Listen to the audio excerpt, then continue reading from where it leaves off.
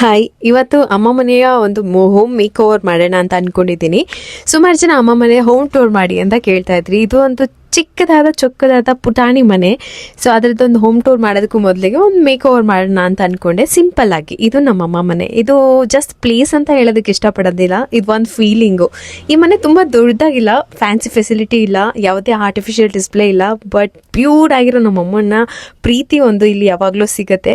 ನಾನು ನನಗೋಸ್ಕರ ಅಂತ ಒಂದು ಬಾಗಿಲಲ್ಲಿ ಯಾವಾಗಾದ್ರೂ ನಾನು ಬರ್ತೀನಿ ಅಂತ ಕೇಳಿದಾಗ ಕಾಯ್ಕೊಂಡಿರೋ ಒಂದು ಜೀವ ಅಂದರೆ ಅದು ನನ್ನ ಅಮ್ಮ. ಸೊ ಆ ಅಮ್ಮ ಇರೋ ಜಾಗನ ಒಂದಿಷ್ಟು ಏನಾದರೂ ಒಂಚೂರು ಮಾಡೋಣ ಅಂತ ಹೇಳ್ಬಿಟ್ಟು ಎಲ್ಲ ರೆಡಿ ಮಾಡ್ಕೊಳ್ತಾ ಇದೆ.